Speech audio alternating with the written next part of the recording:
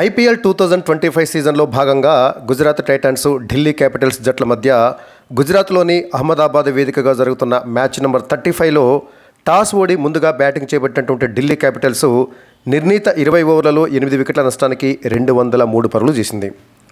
తొలి 10 ఓవర్లలో 105 పరుగులు చేసిన ఢిల్లీ క్యాపిటల్స్ కనీసం 230 పరుగులు చేస్తుంది అని అనిపించింది. అయితే గుజరాత్ బౌలర్లు మిడిల్ ఓవర్స్, డెత్ ఓవర్స్లలో కట్టుదిట్టంగా బౌలింగ్ చేయడంతో ఢిల్లీ క్యాపిటల్స్ ఊహించిన దానికంటే ఓ 20-30 పరుగులు తక్కువగా చేసింది. ప్రసిద్ధ కృష్ణ 4 వికెట్లు తీసి రాణించాడు. ఇక రషీద్ ఖాన్ మినహా బౌలింగ్ వేసినటువంటి మిగతా బౌలర్లందరికీ తలా 1 వికెట్ దక్కింది. ఈ మ్యాచ్లో టాస్ ఓడినటువంటి ఢిల్లీ మొదట బ్యాటింగ్ చేపట్టవలసి వచ్చింది. So Delhi opener Jake Fraser మేక్గర్కు వరుసగా విఫలమవుతుండటంతో అతని స్థానంలో కరుణ్ నాయర్ని ఓపెనర్గా దించింది ఢిల్లీ క్యాపిటల్స్. తొలి ఓవర్ వేసినటువంటి సిరాజ్ ఫస్ట్ వరుసగా 2 వైడ్లతోటి ఓవర్ను ప్రారంభించాడు. ఆ ఫస్ట్ ఓవర్లోనే అభిషేక్ పోరెల్ 2 4లు 1 6 కొట్టి ఇన్నింగ్స్ను ధాటిగా ప్రారంభించాడు. ఫస్ట్ ఓవర్లోనే ఢిల్లీకి 16 పరుగులు వచ్చాయి. అర్షద్ ఖాన్ వేసినటువంటి 2వ ఓవర్లో ఓ 4 కొట్టినటువంటి పోరెల్ అదే ఓవర్లో సిరాజ్కు క్యాచ్ ఇచ్చి అవుట్ అయ్యాడు. అలా 2వ ఓవర్లోనే 23 పరుగుల వద్ద ఢిల్లీ క్యాపిటల్స్ తన తొలి వికెట్ను కోల్పోయింది. 9 బాల్స్ ఆడినటువంటి అభిషేక్ పోరెల్ 3 4లు 1 6 తోటి 18 పరుగులు చేసి అవుట్ అయ్యాడు. ఇక 3వ స్థానంలో బ్యాటింగ్కి వచ్చినటువంటి కేఎల్ రాహుల్తో కలిసి మరో ఓపెనర్ కరుణ్ నాయర్ ఇన్నింగ్స్ను కొనసాగించాడు. సిరాజ్ వేసినటువంటి 3వ ఓవర్లో రాహుల్ వరుసగా 4 6 కొట్టగా అదే ఓవర్లో కరుణ్ నాయర్ మరో 6 కొట్టాడు. కేఎల్ రాహుల్ చాలా వేగంగా ఆల్మోస్ట్ 200 స్ట్రైక్ రేట్ తోటి బ్యాటింగ్ చేశాడు. అయితే ప్రసిద్ధ కృష్ణ వేసినటువంటి 5వ ఓవర్లో ఓ 4 కొట్టినటువంటి రాహుల్ అదే ఓవర్లో 4వ బంతికి ఎల్బీడబ్ల్యూగా అవుట్ అయ్యాడు. రాహుల్ డిఆర్ఎస్ కూడా కోరుకోలేదు. 14 బంతులు ఆడినటువంటి కేఎల్ రాహుల్ 4 4లు 1 6 తోటి 28 పరుగులు చేసి అవుట్ అయ్యాడు. కేఎల్ రాహుల్, కరుణ్ నాయర్ వీరిద్దరు కలిసి 2వ వికెట్కు 18 బంతుల్లో 35 పరుగులు జోడించారు. ఆ తర్వాత 4వ స్థానంలో కెప్టెన్ అక్షర్ పటేల్ బ్యాటింగ్కి వచ్చాడు. అర్షద్ ఖాన్ వేసినటువంటి 6వ ఓవర్లో కరుణ్ నాయర్ వరుసగా 4 6 కొట్టడంతో 6 ఓవర్ల పవర్ ప్లేలో ఢిల్లీ క్యాపిటల్స్ 2 వికెట్ల నష్టానికి 73 పరుగులు చేసింది. పవర్ ప్లే తర్వాత కరుణ్ నాయర్, అక్షర్ పటేళ్ల జోడీ కాస్త ఆచితూచి ఆడటంతో పరుగుల వేగం తగ్గింది. ప్రసిద్ధ కృష్ణ వేసినటువంటి 9వ ఓవర్లో అర్షద్ ఖాన్కు క్యాచ్ ఇచ్చి కరుణ్ నాయర్ అవుట్ అయ్యాడు. 18 బంతులు ఆడినటువంటి కరుణ్ నాయర్ 2 4లు 2 6లతోటి 31 పరుగులు చేసి అవుట్ అయ్యాడు. అలా 93 పరుగుల వద్ద ఢిల్లీ క్యాపిటల్స్ తన 3వ వికెట్ను కోల్పోయింది. 10 ఓవర్లు ముగిసేసరికల్లా ఢిల్లీ క్యాపిటల్స్ 3 వికెట్ల నష్టానికి 105 పరుగులు చేసింది. ఈ దశలో ఢిల్లీ క్యాపిటల్స్ మరి 220 నుంచి 230 వరకు పరుగులు చేస్తుంది అని అనిపించింది. 5వ స్థానంలో బ్యాటింగ్కి వచ్చినటువంటి ట్రిస్టన్ స్టబ్స్, అక్షర్ పటేల్ ఇద్దరు కలిసి ఢిల్లీ ఇన్నింగ్స్ను ముందుకు తీసుకువెళ్లారు. వీరిద్దరు కలిసి అడపాదడపా బౌండరీలు బాదుతూ స్కోర్ బోర్డును ముందుకు నడిపారు. అక్షర్ పటేల్, స్టబ్స్ వీరిద్దరు కలిసి 4వ వికెట్కు 36 బంతుల్లో 53 పరుగుల భాగస్వామ్యం నెలకొల్పారు. అంటే దాదాపుగా 6 ఓవర్లలో 53 పరుగులు జోడించారు.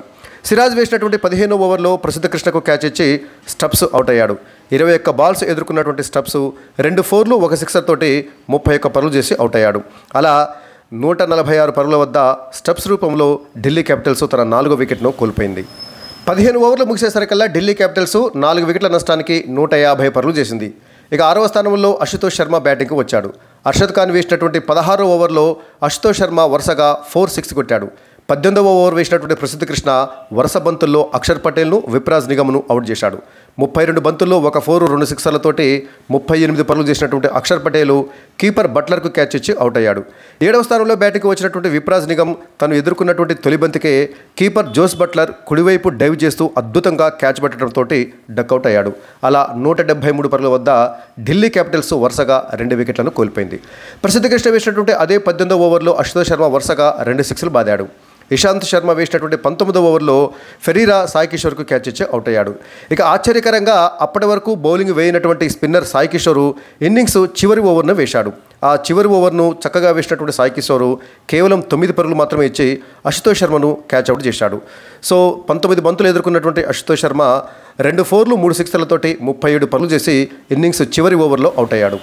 ఇన్నింగ్స్ చివరి బాలుకు కుల్దీప్ యాదవ్ 4 కొట్టడంతో నిర్ణీత 20 ఓవర్లు ముగిసేసరికల్లా ఢిల్లీ క్యాపిటల్స్ 8 వికెట్ల నష్టానికి 203 పరుగులు చేసింది. ఇక గుజరాత్ బౌలర్ల విషయానికి వచ్చినట్లయితే ప్రసిద్ధ కృష్ణ 4 వికెట్లు తీస్తే సిరాజు, అర్షద్ ఖాన్, ఇషాంత్ శర్మ, సాయి కిషోర్ ఈ నలుగురు కూడా తలా 1 వికెట్ తీశారు. ఇషాంత్ శర్మ 1 వికెట్ తీసినప్పటికీ 3 ఓవర్లలో కేవలం 19 పరుగులు మాత్రమే, అంటే ఓవర్కి సగటున 6.3 చొప్పున పరుగులు ఇస్తే ఇక సాయి కిషోర్ తను చేసినట్టు ఒకే 1 ఓవర్లో 9 పరుగులు ఇచ్చాడు. రషీద్ ఖాన్ 4 ఓవర్లలో 38 పరుగులు, అంటే ఓవర్కి సగటున 9.5 చొప్పున పరుగులు ఇస్తే మిగతా ముగ్గురు బౌలర్లు అంటే సిరాజ్ కానీ, అర్షద్ ఖాన్ కానీ, ప్రసిద్ధ్ కృష్ణ కానీ వాళ్ళందరూ కూడా ఓవర్కి సగటున 10కి పైగా పరుగులు ఇచ్చుకున్నారు. ఇక ఈ మ్యాచ్లో గుజరాత్ టైటాన్స్ ముందు 204 పరుగుల విజయ లక్ష్యాన్ని ఉంచింది ఢిల్లీ క్యాపిటల్స్. మరి ఈ లక్ష్యాన్ని మన గుజరాత్ టైటాన్స్ ఛేదిస్తుందా? ఎందుకంటే పిచ్ బ్యాటింగ్కు బాగానే అనుకూలిస్తుంది కాబట్టి మరి ఆ గుజరాత్ టైటాన్స్ బ్యాటర్లలో కనీసం ఒక 2-3 నిలదొక్కుంటే ఈ లక్ష్యాన్ని ఛేదించవచ్చు. ఢిల్లీ క్యాపిటల్స్ బ్యాటర్లలో ఎవరు కూడా ఒక్కరు కూడా హాఫ్ సెంచరీ చేయకపోయినప్పటికీ 200కు పైగా పరుగులు సాధించింది. అక్షర్ పటేల్ 39 పరుగులు, అశుతోష్ శర్మ 37 పరుగులు, రాహుల్ 28 పరుగులు, కరుణ్ నాయర్ 31 పరుగులు, ఇలా అందరూ కూడా తలా ఒక చెయ్యి వేయటంతో 200కు పైగా పరుగులు సాధించగలిగింది ఢిల్లీ క్యాపిటల్స్. అంటే సమిష్టిగా బ్యాటర్లందరూ కూడా కాస్త కూస్తో రాణించడంతో 203 పరుగులు చేయగలిగింది. అలా గుజరాత్ టైటాన్స్ కూడా బ్యాటర్లందరూ కూడా చక్కగా రాణించినట్లయితే ఈ మ్యాచ్లో రాణించడానికి అవకాశం ఉంటుంది.